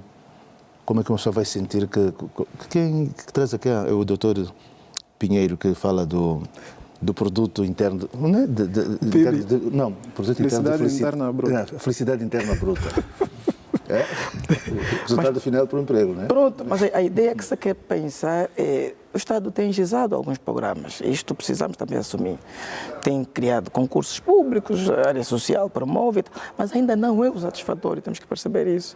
Então há que depois vermos outras instituições do Estado que também funcionam e dependem do Orçamento Geral do Estado, também deviam promover emprego e dar oportunidade a essa juventude que precisa. Hoje toda a gente anda com currículo porque está à espera dos concursos públicos da saúde e da educação. Eu acho que este é um dos, do meu ponto de vista, esse é um dos grandes erros que o Estado angolano tem estado a fazer, promover a empregabilidade a nível do setor público. Um país como o nosso vai se desenvolver, só vai se desenvolver a partir da criatividade do setor privado. O setor público é essencial naquelas coisas-chave, mas eu acho que não pode ter a maior fatia, por assim dizer, da empregabilidade do país como está a acontecer até agora. Quer dizer, as pessoas não podem pensar que a sua realização é no Estado, até porque a empregabilidade do Estado paga mal, diga-se de passagem, né? Eu acho que é preciso começar a mudar a consciência das pessoas e uma das coisas que o Estado tinha que investir é, de facto, aquilo que disse o Dr. Cabaça no início, eu acho que com as más políticas da AGT, isso afasta o investidor privado, quer nacional, quer estrangeiro. Desencoraja o privado e afasta o estrangeiro. E sem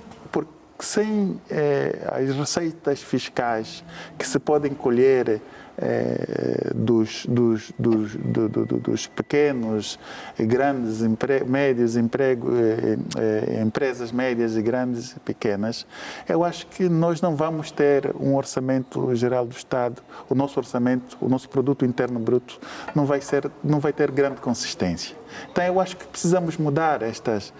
Aliás, vê-se a maior parte das sociedades desenvolvidas. É só olhar, mesmo para Portugal, que é o nosso espelho, né?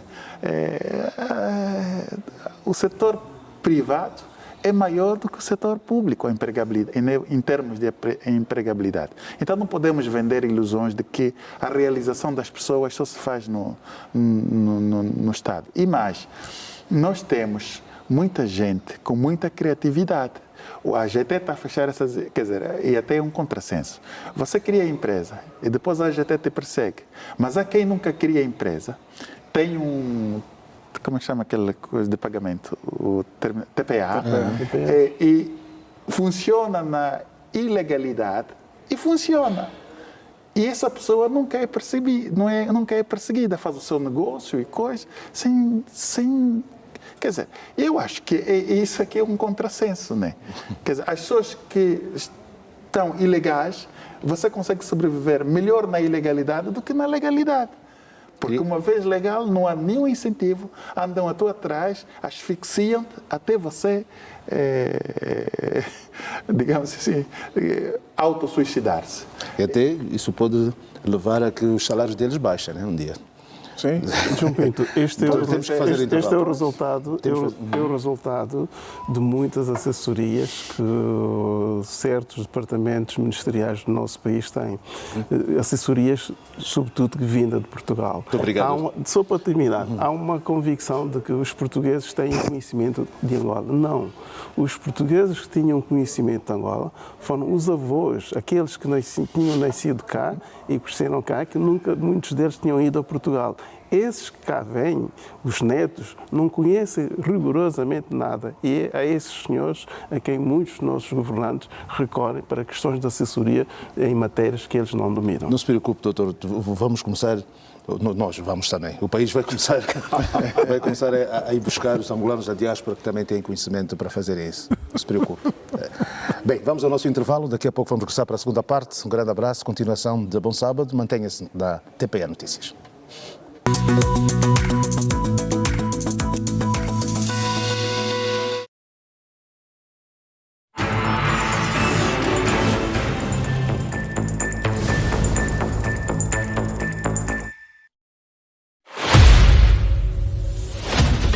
Prepare-se para golos emocionantes, defesas incríveis e momentos inesquecíveis. De 18 de fevereiro a 1 de março, o talento feminino africano entra em campo e a nossa seleção tem o seu lugar. Acompanhe toda a emoção da Taça COSAFA feminina, a competição que reúne as melhores seleções da África Austral, numa verdadeira celebração de força, técnica e paixão pelo futebol. Uma competição que promove excelência desportiva, integração regional e valorização do talento feminino. Vibre com cada jogada da nossa brava seleção angolana de futebol feminino e sinta orgulho de ver o nome de Angola brilhar além fronteiras. É futebol de alto nível, é talento africano. A televisão pública de Angola transmite em direto todos os jogos de forma dinâmica e vibrante. Canal de Desporto e Cultura, TPA, somos todos nós.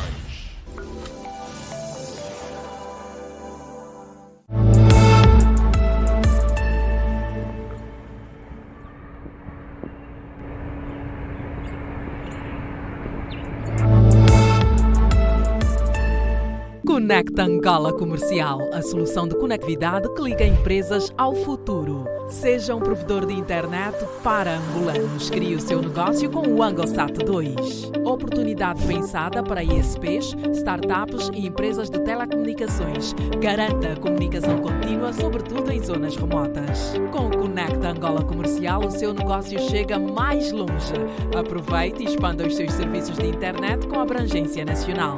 Conecta Angola Comercial. Conectamos empresas, criamos oportunidades. Sabias que Angola participou pela primeira vez nos Jogos Olímpicos em 1980? Desde então, atletas angolanos têm representado o país com garra e paixão em várias modalidades internacionais. Angola 50 anos. Preservar e valorizar as conquistas alcançadas, construindo um futuro melhor. Governo de Angola. Sabias que o bilhete de identidade é o teu documento mais valioso? É o ponto de partida da tua cidadania. Se trataste o teu bilhete de identidade e ainda não o levantaste, sabe que o teu BI já está pronto e à tua espera. Não percas mais tempo. Evita repetir o mesmo processo. Com o talão na mão, vai hoje mesmo levantar o teu bilhete de identidade. O teu nome, a tua história, os teus direitos estão lá. Sê um cidadão exemplar. Levanta o teu bilhete de identidade. Caro cidadão, evite trabalho a dobrar. Levante o seu bilhete de identidade num prazo de até 30 dias para que ele não seja descartado. Já está. Sou cidadão. Meu bilhete, minha identidade. Ministério da Justiça e dos Direitos Humanos. Governo de Angola. Seja bem-vindo à cidade de Luanda. Aos 50 anos de independência de Angola, a Exabango Rentacar tem orgulho de cumprir com o seu papel de manter os angolanos em movimento sobre 4 rodas. Temos serviços perfeitos para o angolano que quer conhecer melhor os encantos escondidos e longínquos da cidade de Luanda. Dos rios encantadores às praias paradisíacas, sem se esquecer das paisagens verdes vibrantes que os acompanham até o destino final. Desde o Moseque até a Baixa. Nada melhor do que fazer turismo em carros modernos, confortáveis e que garantam viagens seguras. Celebre conosco as 5 brilhantes décadas da nossa nação.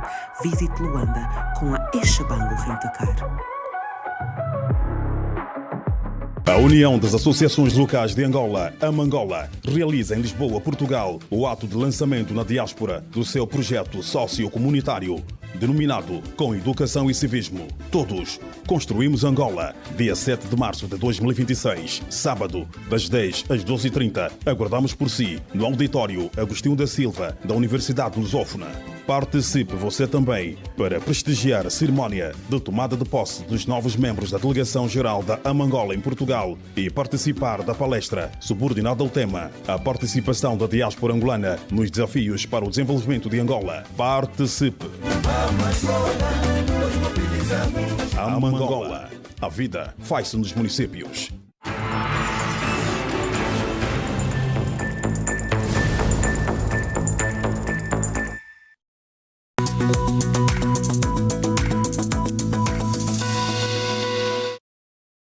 Regresso então para continuarmos nesta nossa segunda e última hora aqui na Revista da Semana. Uma vez mais o nosso muito obrigado por estar connosco.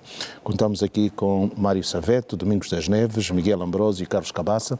Cá estamos para continuarmos a falar. E agora é relativamente à certificação eletrónica para Angola exportar frutas para a União Europeia. É que o nosso país implementou o Sistema Nacional de Certificação Eletrónica, que é desenvolvido com o apoio da IPPC e também pela UNIC, permitindo a emissão de certificados fitossanitários digitais sem papel para exportação de frutas. Dá-se aqui o exemplo do abacate. Hoje o Miguel Ambrósio está com coisa, né? Muita agricultura, muito comércio. É? O que é que isso representa para o nosso país, essa certificação? É sem dúvida uma evolução. Depois, desde 2025, Angola passou a contar com esta certificação internacional, que é uma boa aquisição. Com isto, Angola vai poder enviar, fazer a expedição de produtos como frutas para diferentes destinos no Ocidente, na Europa, e claro que mais do que termos um sistema fitossanitário com essas características, o que precisamos é olhar internamente na nossa produção. Precisamos, de facto, fazer com que haja uma produção no país, produção de frutas essas que sejam abundantes, que justifiquem a exportação. No passado, nós víamos em determinadas regiões com grandes pomares de frutas, hoje em dia quase que não se vê. Estão a nascer algumas, por exemplo, na região de onde eu sou originário, por exemplo, as frutas são muito boas, aquela região, desde Malange até a Baixa de Caçãs. Lembro-me, quando era miúdo, o meu pai trazia muita fruta da Baixa de Caçãs, uma papaya daquele eram frutas tremendas. Portanto, nós temos um potencial enorme neste domínio. Agora, é preciso, com a abertura deste mercado, que Angola invista muito no setor de frutas, como as frutas levam muito tempo para até germinarem e darem frutas em si, levam tempo, então, mas é importante lançarmos uma base, uma semente, para que possamos evoluir e o nosso país possa ter ganhos económicos substantivos relativamente à exportação de frutas em Angola. Uma palavra para outro economista, Dr. Mário. Haverá capacidade suficiente para Angola produzir e exportar, vamos lá, não digo o nível do Brasil, por exemplo, mas capacidade suficiente para exportar e ter e os cidadãos usufruírem do que é produzido no país? Isto começa agora com a consciencialização e também um bocadinho mais de chamada de atenção ao próprio executivo. Ou seja, desde a altura que nós ganhamos a certificação, é um sinônimo de responsabilização de que temos que fazer mais e melhor. Depois, há aqui um conceito que é interessante. Não basta falarmos de exportação. Temos que pensar no que é que nós produzimos e que tipo de qualidade de produção temos para fazer face ao nível de concorrência do mercado onde queremos exportar o que nós produzimos. Para os dados que tem, o que é que nós exportamos neste momento para fora? Fala-se do abacate, fala-se do abacaxi em alguns pontos. Também temos banana, temos o sal, a partir de Benguela. E a nossa boa manga? Não, e a nossa boa manga? Se estamos a falar de frutas aqui. Frutas. Por exemplo, há uma potencialidade muito grande que é da manga na região leste. Ok. Não é? Que não sei o porquê que nem sequer existem fábricas de sumos lá, não é? Por exemplo. Mas os dados que tem, eu não sei, eu não vejo números suficientes, mas pode continuar. Sim, mas como estávamos a dizer, aqui a ideia que fica e é interessante é que nós produzimos muitas espécies de frutas que, por sinal, os outros nos compram e nos compram bem, mas é preciso, repito, termos a noção de produzirmos mais, de modo de não criarmos ruptura no nosso estoque. Porque quem realmente começa a comprar de nós, espera de nós mais produção. E quando se fala de mercado concorrencial, estamos a falar de qualidade do que realmente vamos produzir. Nós temos que ir ao encontro do mercado e trazer a qualidade que todos desejam. Porque a exportação exige muita qualidade. Temos que ver como nós produzimos, tipo de fertilizante, como fizemos. Pois, eu acho que para chegarmos à qualidade nós precisamos de melhorar a qualidade genética das nossas frutas. Nós temos frutas, árvores de frutas, muitas delas datam ainda do tempo colonial. Hoje a ciência mudou, a qualidade dos frutos, até já se pode produzir frutos bem desenhados, bonitinhos, e a partir da produção. Portanto, nós precisamos melhorar a nossa qualidade de produção. Em tempos atrás eu estava na Merca Madrid, onde tenho alguns amigos, e eu perguntei-lhe, olha, o José Luís, meu amigo lá da Merca Madrid, ele diz, não, nós outros comemos com os olhos, eles comem com os olhos, portanto, vem a qualidade da fruta, não exatamente aquilo que contém a fruta. Portanto, se a nossa fruta tem aquelas manchazinhas que é sinónimo de pureza, sinónimo de fruta orgânica, já os europeus não gostam. Mas eu acho que o doutor só acabou concordando comigo. Exatamente. E é interessante. Mas a ideia que eu queria trazer aqui também para nós, e vamos falar isto na perspectiva muito mais econômica, é o que realmente produzimos. Trazemos eficiência na nossa produção. Temos de ser eficientes. Quando ganharmos a eficiência, vamos ser transparentes na exportação e ganhamos credibilidade. O mercado nos compra quando somos credíveis. Então, há aqui um trabalho conjuntural. Também trabalhar muito no lobby da importação, né? É importante, temos que definir isso, mas às vezes não só pensarmos naquilo que vamos produzir, mas também como vamos vender. Quem nos compra, que imagem tem de nós. É importante pensarmos isso. Vamos alargar o debate por conta da hora, senão. Domingos das Neves, os dados que dão aqui, 2024-2025, exportação de 384 toneladas, gerando 391 mil dólares. Banana, papaya, laranja, com o principal destino Portugal. Sim, mas agora temos que, eu acho que esses dados são interessantes e até criam uma certa galvanização. Mas temos que começar a ver, por exemplo, só mesmo de Portugal, por exemplo, o que é que nós como fruta importamos de Portugal.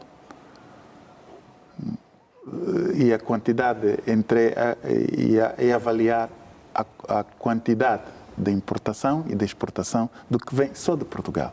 Nós ainda temos no nosso mercado, já que estamos a falar de fruta, muita fruta que é importada.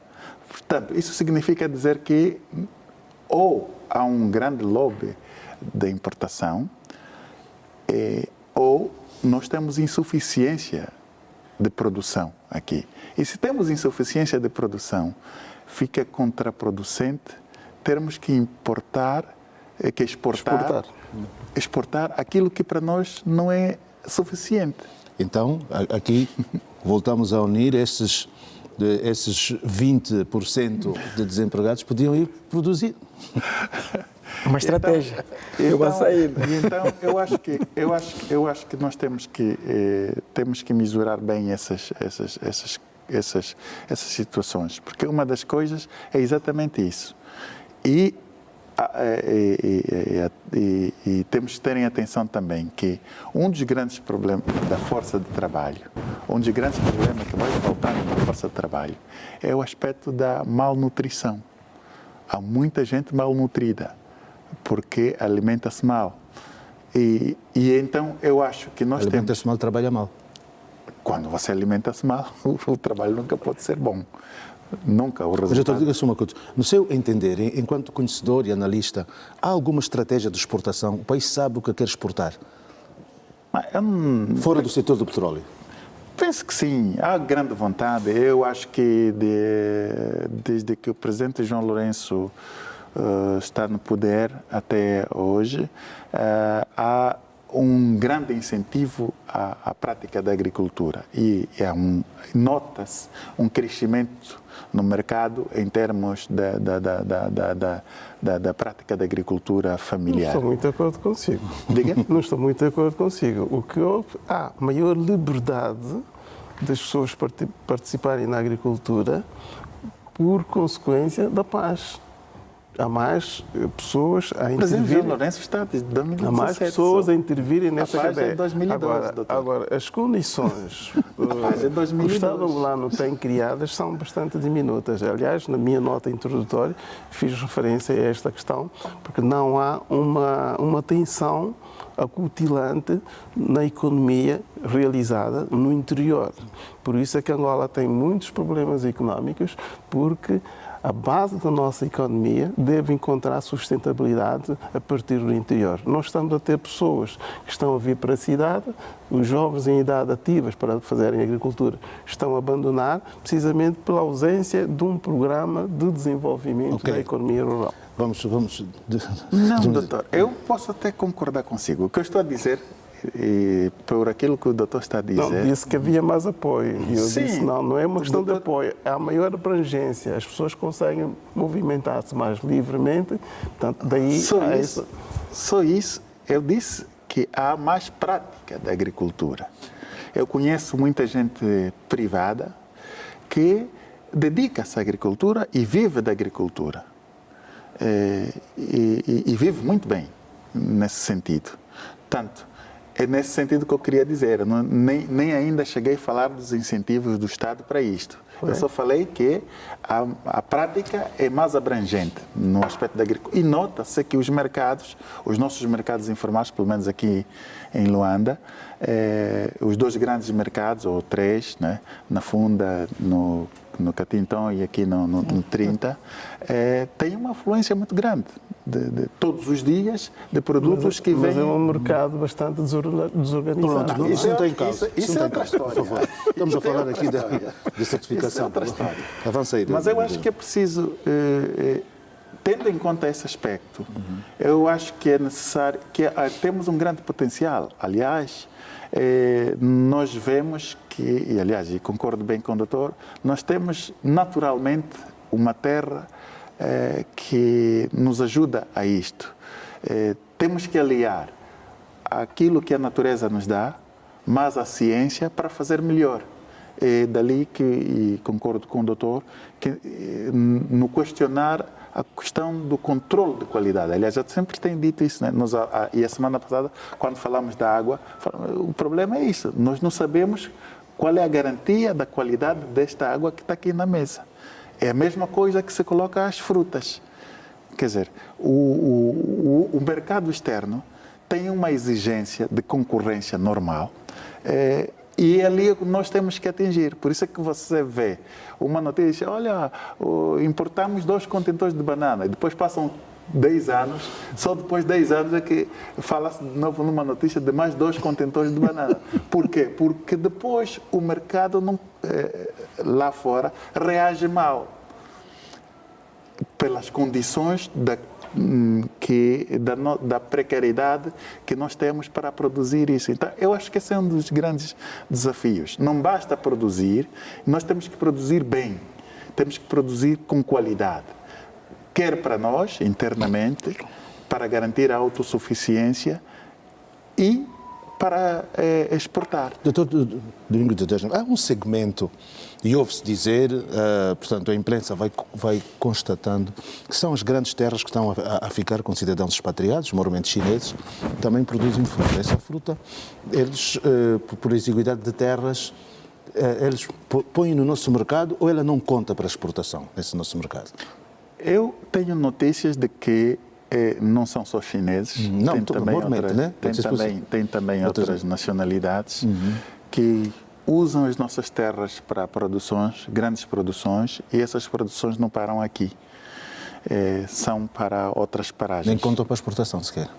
Isso não sei dizer, porque isso devia ser, não, porque os números são muito baixos. Devia ser a AGT, as alfândegas. 384 toneladas é muito pouca exportação. Carlos Cabaça, mais uma vez números. Há notícias, às vezes há algumas notícias no país que deixam o cidadão triste. João Pinto, isso eu gostava que funcionasse, mas não vai funcionar, repare. A certificação não é algo que não vai funcionar? A certificação é positiva, é boa, mas nós não estamos ainda em condições de falarmos já na exportação de frutas. Repare, João Pinto, hoje mesmo, se nós quisermos comprar maçã, laranja, tangerina, até pitaia, vamos comprar tudo que vem de Portugal. Mas já aqui um sítio que chama até o rei da pitaia, ok? Uma coisa como sim, mas ainda temos esses... dificilmente eu, particularmente, encontro frutas nacionais nas grandes superfícies comerciais. É tudo importado.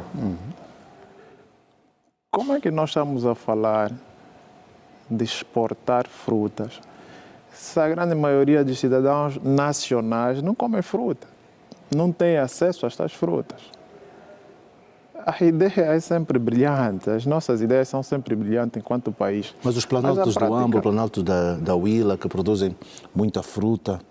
Mas, João, por exemplo, você viu aqui a comercializar a maçã e a pera do Lubango? Do Lubango. A pera de Natal, por exemplo. Mas aqui em Luanda é difícil. Não, isso é falta de estratégia, se calhar, dos comerciantes, não? Não sei, mas está a dizer só que é difícil. Por exemplo, nas grandes superfícies, eu nunca vi pera vinda do Lubango. Eu frequento muito as grandes superfícies comerciais e não tem. Quer dizer, agora, essa é a questão. Mas encontras vinda de Portugal. Ou da África do Sul, né? Que é um pouco mais depois da Huila. João Pinto, eu creio que o problema... Vamos deixar que os pode.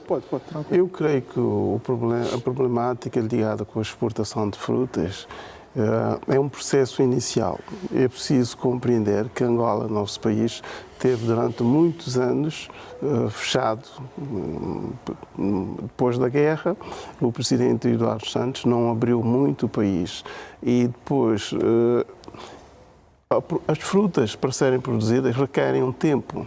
E Angola, com base neste trabalho que o Ministério da Agricultura está a realizar... Hoje os homens do campo dizem que já a ciência é suficiente para não demorar o tempo. Pois, exatamente. Como no passado. Atenção, doutor. Pois, mas o Ministério da Agricultura, do meu ponto de vista, tem estado a fazer um bom trabalho. Este é um deles. Agora, isto vai fazer com que haja maior interesse, não é, das pessoas produzirem frutas para fazerem exportação. Isto é um aspecto. É preciso, o doutor Cabaça disse há bocado que não acredita muito. Eu compreendo, porque nós teremos muitos desafios para podermos colocar a nossa fruta no estrangeiro. Porquê? Porque os países europeus, eles já têm seus clientes fidelizados, que são os países da América Latina, nomeadamente o Brasil, a Costa Rica, vamos lá, todos esses países produzem frutas tropicais e com grande qualidade, estão bastante avançados. Agora, Angola tem que fazer o seu caminho no sentido de poder chegar também a este patamar. E para isto tem que haver um início, não é? E a certificação deste calibre vai poder fazer com que outros produtores de fruta se interessem realmente a trabalhar nisso. Portanto, eu creio que é uma etapa, vamos fazendo o caminho e vamos lá chegar, porque os nossos concorrentes são muito fortes, os sul-americanos. Temos a América Latina. Não é só a América Latina. Mas aqui a África do Sul. Eu conheço países europeus que têm frutas vindas da Côte d'Ivoire, do Togo, mesmo dos Camarões. E de Quênia também manda muita fruta.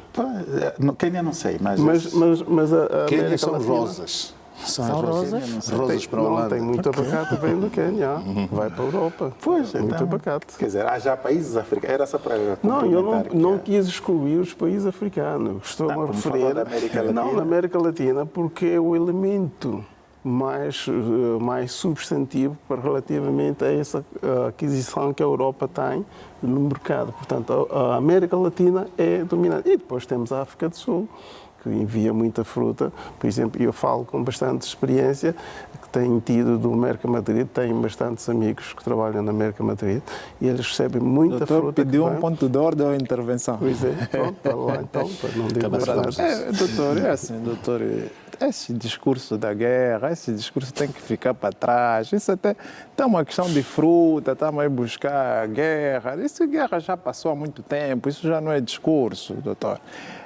Nós não vamos ter sucesso se formos sempre buscar a guerra, até plantar fruta, nós estamos a ir buscar guerra, justificar a guerra, doutor. Peço desculpas. Doutor, peço desculpas, não estamos a ser sensatos. O que estamos aqui a dizer, primeiro é necessário incutir uma cultura aos nacionais da classe média alta, porque eu nunca vi alguém da classe média alta preocupado em comprar nas superfícies comerciais frutas produzidas localmente. Perguntam sempre, essa laranja é nacional ou estrangeira? É estrangeira. Ele vai comprar a laranja que vem lá de fora. Importada, exatamente. As uvas já são daqui? Não. Nós não temos níveis grandes níveis de produção. Sim, nós não temos ainda grandes níveis de produção de fruta para pensarmos na importação. Olha, passou uma notícia aqui, acho que foi há 2 anos atrás, aqui mesmo na TPA, que nós já exportamos um contentor, o primeiro contentor de quizaca, não sei se lembram, para os Estados Unidos, o primeiro contentor de quizaca. Viu essa notícia, né? Até hoje nunca mais foi nenhum outro contentor. É melhor nos organizarmos primeiro. Porque a exportação provém de quê? Do excesso, do excedente. Se nós já temos um maior nível de consumo de fruta. Aí podemos pensar em exportar as frutas. Sem fruta, para os nossos cidadãos, não temos, já estávamos a pensar certificação para exportar, nós estamos a inverter aqui a pirâmide do ponto de vista das prioridades. Daí que, João Pinto, eu estou cético quanto a essa questão das frutas, porque até os países apontados como os possíveis, tanto clientes, são os países que mais tanto mandam frutas para Angola, desde logo Portugal, né? Maçã, pera, pitaia, até beterraba que nós temos aqui aos montes, ainda vem de Portugal. Então não podemos estar a... Tem frutas, é preciso ter atenção, tem frutas mediterrâneas e frutas tropicais, não é? Sim, mas a laranja e a tangerina, aqui mesmo no 34, o doutor conhece, tem muita laranja, muita tangerina. Para nós, então havia um projeto, temos que estar sempre a comprar produtos que vêm de fora. Acho que não fica bem. Havia um projeto que estava a ser implementado, inclusive pelas Forças Armadas, que na Ilha não pata, que era um manancial de laranjeiras. Inclusive foi montada uma fábrica para sumos de laranja e outros derivados, mas parou. É como se fosse um nado morto, mas está ali, o terreno está ali. Eu acho que o que se precisa agora, eu vou em consonância e concordo plenamente com os dois colegas, também apoiando a ideia do outro colega e, por sinal, também economista, né? Porque o nosso grande problema agora é o conceito de sustentabilidade. Mesmo as certificações e esses títulos que vamos tendo não são sustentáveis. A sustentabilidade significa nós estamos preparados, nós conseguimos fazer. Agora sim, vamos exportar. Por que eu falava muito do mercado concorrencial? Os nossos concorrentes, repito, são muito fortes naquilo que fazem. Não acreditas? Eles nos superam mesmo. Porque qual foi a primeira estratégia para serem monopólio, por exemplo, no mercado? A primeira estratégia é pensar na capacitação do capital humano. Quem vai produzir é preparado para isto. Tu tens de produzir, porque nós vamos a um mercado que nos exigir mais. Depois temos que pensar no quem vai produzir. Os próprios fertilizantes, o material que se usa para a produção. Nós temos que ver a que meio se usa. Porque senão vamos criar tantos bons programas, tantas boas certificações, tantos bons discursos, mas a prática não nos diz isso. É importante, e alguém me dizia uma vez, que Angola tem tudo para dar certo. Só temos que ter estratégias nas políticas que vão ser usadas para criar sustentabilidade, de modo que as coisas sejam duráveis. Nós podemos produzir... Mas vocês economistas falam tão bem aqui, mas os consultores não são vocês. Vocês não vão fazer consultas também? Está bem, mas eu não sei se não nos chamam também. Não estamos aqui. Mas é importante que... João, e temos que definir aqui uma coisa interessante. A nossa banana que produzimos, eu acho que às vezes também falta um bocadinho da cultura do próprio cidadão em valorizar aquilo que produzimos. Isso também é um outro problema. Nós vamos a um supermercado ou um hipermercado e a primeira coisa que vamos ver é a imagem do que queremos levar. Mas isso é normal do ser humano. O que é produzido localmente é bom. Não, diz assim. Eu usei um slogan. O que é feito em Angola é bom. Agradável, vale a pena. Mas temos que depois entender como é que nós produzimos. Nós vamos aos hipermercados, que eu acho que era uma estratégia de até negociação para os hipermercados apostarem, por exemplo, na compra local. É menos custo. Tem múltipla vantagem, porque depois não haverá ruptura se quem compra investe em quem vai produzir. Mas nós temos a Feira da Banana no Bengo, todos os anos. Sim, mas são feiras. Então, ali faz-se negócio, fala-se com pessoas para produzir, as pessoas podem... Mas uma das coisas que devia-se fazer, João, peço desculpas, doutor. Tá bem, acho que uma medida enérgica que tinha que se tomar é proibir a importação de produtos que nós já temos aqui em Angola. Fruta, é melhor falar sobre fruta, doutor. Sim, da fruta. Não vamos ficar sem coxa de novo. Sim. Ter essa coragem enérgica de criar esse proibicionismo. Mas antes disso, não é o que estava a dizer, capacitar, haver produção suficiente para... Sim, mas doutor, só um bocado, doutor Domingos. Nós até proibir podemos. A importação não é mau, isso temos que entender, isso é do cômputo geral. Não, é mau. Não, só um bocado. Ela não é má a importação, porque nós aprendemos até e podemos produzir melhor vendo aquilo que vem, é importante. Agora, nós temos que ver na escala de valor o que é importante produzirmos melhor a essa altura e mais. Porque há coisas que nós já temos, aquilo que nós já temos, sim. Mas, repito, estamos a falar o que já temos pelo que produzimos e nós somos autossuficientes nisso. Ontem, por exemplo, quando falava-se da situação das tarifas norte-americanas relativamente àquelas tarifas que o presidente americano tinha colocado. Portanto, ontem o Senado tomou medidas, né, para que, de alguma forma, houvesse um travão. E o Brasil reagiu logo. Por quê? Porque o Brasil exporta muita fruta para os Estados Unidos. Voltamos a falar de interesse. No mercado de negócio, que é o normal, até as grandes superfícies dependem da produção. Ou seja, em outra linguagem, seria o meu fornecedor. Quem me fornece tem de ter capacidade de me trazer o produto sempre que eu precisar, porque eu tenho um cliente, que é o consumidor final, que me compra. Mas conhece o porquê que muitos deixaram de fornecer, que as grandes superfícies iam buscar os nacionais e não pagavam. Ficava 3, 4 meses. João, esse é um outro problema. Estamos a falar do problema de gestão. Porque também deviam pagar. Você não pode receber e não conseguir pagar. Eu queria aduzir mais alguns elementos em relação a essa certificação eletrónica. Eu penso que deve ficar muito bem clara. O que deve ser depreendido no meio de tudo isto é que há agora um caminho para que as pessoas possam produzir este tipo de negócio. Portanto, é preciso que as pessoas comecem a investir agora pela qualidade das sementes, não é? Para que a fruta tenha aquela qualidade de comercialização a nível da Europa. Portanto, a certificação vem precisamente dar um indicador de que vale a pena entrar nesse nicho de negócios. Portanto, há bocado falei que Angola esteve muito tempo em guerra. Esteve muito tempo em guerra porque não se deve produzir frutas num contexto de guerra. E, como eu estava a dizer, portanto, estivemos paralisados durante muito tempo. E agora estamos a nos reabilitar. Não te esqueças. Só uma nota, doutor. Pediu-me também. Dê-me só uma nota. Tá? Doutor, faz favor, doutor. Doutor é até mais velho, não faz mais esse discurso de guerra. Isso aqui já não serve. O próprio presidente, no seu discurso aqui no Quilamba, o presidente foi muito perentório. Eu gostei de ouvir o presidente dizer que o discurso da guerra já não deve ser motivo de justificação dos nossos fracassos. O presidente é que disse, o presidente do país. Não. Então, o próprio presidente já não quer ouvir mais esse discurso de guerra. O que eu estou a referir é de que a agricultura só se desenvolve em clima de paz. Não havendo paz, não tens possibilidade de desenvolver. Sim, com o fim da guerra, tu tens melhores condições para desenvolver esse tipo de mecanismo. O que eu penso é que se vocês continuarem nesse vosso diálogo, bem, não vamos avançar. Porque eu ainda entendo que essa certificação devia ser um estímulo, primeiro para o nosso próprio Estado. Entendermos que podíamos materializar o conceito de diversificação da economia. Então certificamos o quê? Eu não sei. Uma situação fitossanitária. Não. Meus irmãos, vamos avançar então.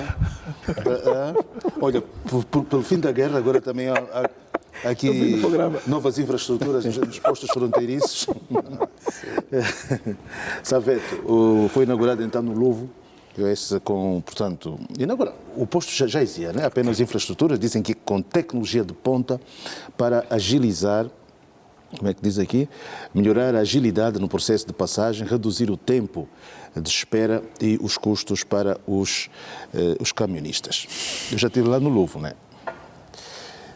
Ainda não tinha essa infraestrutura, vamos lá ver se isso vai mesmo funcionar. Portanto, estamos aqui a falar do comércio transfronteiriço. Primeiro, vamos perceber isso como uma mais-valia. Interessante. Aí o Estado está de parabéns e também vemos com bons olhos a presença da própria coordenadora. Estamos a falar da ministra Vera, né, que tem acompanhado o projeto, a AGT está envolvido. E estamos a falar de um projeto que tende a 58 mil milhões de 1.000 milhões e 300 milhões de kwanzas, é assim que diz o que ficou alinhado. Temos uma estrutura que vai gerar emprego com mais de 700 e alguma coisa de trabalho para a juventude e entendemos que fica em aberto a possibilidade de fazermos alguma coisa, sobretudo para o controle fronteiriço. Estamos a falar na parte norte, lá no Louvre, Zaire. Então, ficou aberto a estratégia do projeto. Agora vamos fazer a execução. Qual a diferença que tem esse projeto do posto fronteiriço com aquela ideia que havia ao tempo de Augusto Tomás, dos centros de prestar também nas fronteiras? Eu acho que esta aqui ficou mais inovada porque, veja, ela tem maior capacidade até de inserção dos serviços. Estamos a falar do... Mas aquele também era integrado. Sim, mas ele tem mais de 38 edifícios, acredito, que tem aí um compartimento de 650 e tal dimensão para o espaço. Entendemos que alguma coisa ficou inovada. Agora, temos que tirar maior proveito do investimento. Aqui é interessante que se pense assim. Vão estar os serviços aí envolvidos e vamos ver o impacto dos serviços que vão ser executados. Mas, repito, é uma mais-valia, é interessante. Agora teremos que tirar mais proveito sobre a volta do projeto. Domingos das Neves. Olha, eu acho que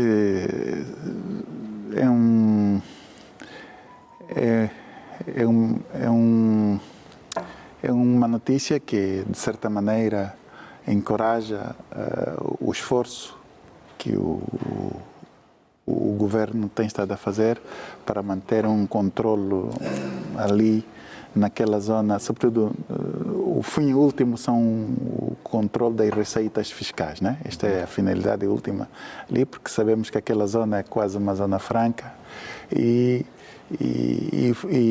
corre grande fluxo de dinheiro. Então faz bem o Estado ter um interesse em investir em infraestruturas e pessoas capacitadas para fazerem um trabalho que possa corresponder às expectativas das pessoas que acorrem aquela zona de fronteira. E espero que, tal como acontece no Louvre, nós temos um espaço fronteiriço muito grande, e eu acho que precisa-se implementar isso também noutras zonas nevrálgicas fronteiriças, como em Santa Clara, como na parte leste, né, onde também há grandes perdas de dinheiros porque não há um controle das receitas fiscais como devia ser. Cabeça. Sim, mas é uma boa notícia, João Pinto. E sim, aí é onde a gente tem mesmo de investir, né? A gente tem de trabalhar mais ali, aí, porque, João Pinto, no ano de 2024, penso ser em outubro, havia uma discussão sobre o valor das taxas, ou seja, os nossos camionistas que vão para a Cabinda via Congo estavam a pagar cerca de 4 mil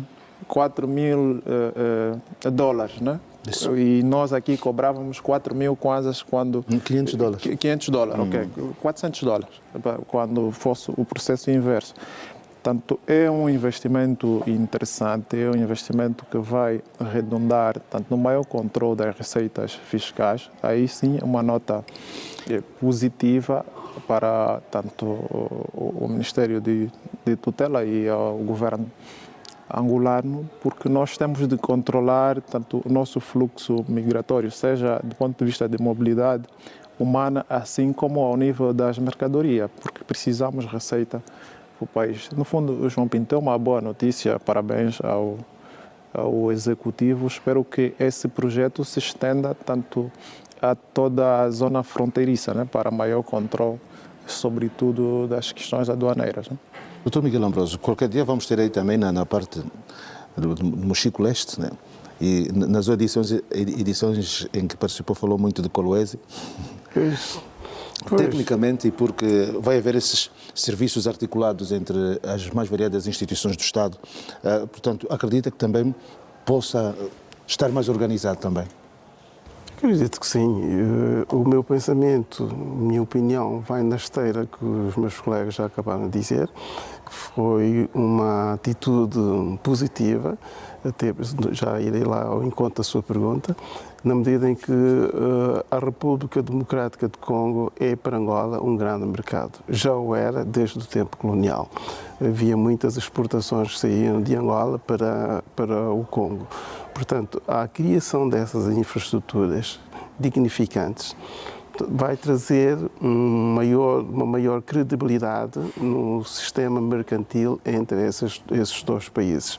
Portanto, fazia-se um comércio muito rudimentar, muita desorganização, muitas coisas ilegais passavam por falta de uma estrutura adequada e com a criação dessas estruturas, portanto, o governo vai poder controlar melhor.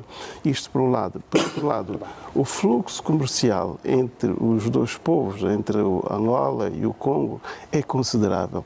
Portanto, nós podemos tirar vantagens económicas comparativas com a República Democrática do Congo. Há bocado falou nessa zona do Kolwezi, que é uma zona mineira que precisa também de uma estrutura semelhante. Para quê? Porque quando os congoleses atravessarem a fronteira e encontrarem todo aquele cenário de organização, vai dar maior confiança, maior credibilidade. Agora, é importante que, para lá dessas estruturas, o Sr. Ministro, o Coordenador da Economia, disse, e disse muito bem, que haja estabelecimentos comerciais, armazéns, para que os nossos vizinhos entrem no nosso país, adquiram os nossos produtos, e isto vai ser muito bom para a nossa economia. Por isso, considero uma atitude muito positiva, uma visão extraordinária, e nós precisamos, de facto, desenvolver os mecanismos de comércio com a República Democrática do Congo para tirarmos vantagens económicas em relação a isto. Porque o Congo tem muito a comprar para Angola e nós temos muitos produtos para poder fornecer ao Congo, uma vez que nós somos um país costeiro e temos produtos que o Congo não produz e podemos, com certeza, tirar vantagens neste domínio. E deixa-me só crescer, talvez fosse também fazer algo parecido na fronteira com a Matadi. Em Matadi, embora sejam lugares muito próximos umas das outras, mas a Matadi tem uma particularidade. É Rio, não é? Tem que atravessar o Rio, não? Sim, tem uma particularidade que é aquela onde nós podemos passar para irmos até a nossa província de Cabinda. Portanto, se em Matadi houver também uma... Não diria que seja desta Mas está a falar da fronteira do Iema? Não, do Iema do outro lado. Refiro-me desse lado de cá, do Matadi e o NOC. Na região do NOC, se fizermos uma coisa parecida, vai ser muito bom, porque há um fluxo de comércio com a população de Matadi e a população do Norte. Porquê? Porque o NOC e o Matadi é quase, separam-se de uma barreira, já na fronteira do Luvo. Aquilo é mesmo uma fronteira e não há muita habitação. Tem um mercado lá para cima e depois nós temos um aqui. Aliás, antes fazia-se um mercado... Mas pelas imagens que vejo, parece que aquele mercado que estava ali, agora vão ter que armazenar tudo... Pois, por isso é que eu estava a dizer há bocado, é fundamental aquilo que o Sr. Ministro Coordenador da Economia referiu-se, de que vai haver outra componente do setor privado, que vão meter lá armazéns, e é bom que nesses armazéns vão produtos produzidos aqui em Angola, não é? Para que possamos tirar vantagens económicas, como eu disse há bocado. Muito bem, estamos a terminar esta nossa edição da revista de imprensa, a revista da semana. Tivemos aqui a falar sobre os primeiros procedimentos em neuroradiologia no complexo hospitalar Comandante Pedalé, o relatório do INE sobre emprego em Angola, a certificação eletrónica para Angola exportar frutas para a União Europeia e agora as novas infraestruturas no posto fronteiriço do Luvo. A todos agradeço, bom sábado, bom FUNS. Obrigado. Para si também. E os senhores telespectadores. Ok. Meus amigos, então, aquele abraço. Muito obrigado por nos terem acompanhado nesta edição do dia 21 de fevereiro de 2026 e até a próxima semana.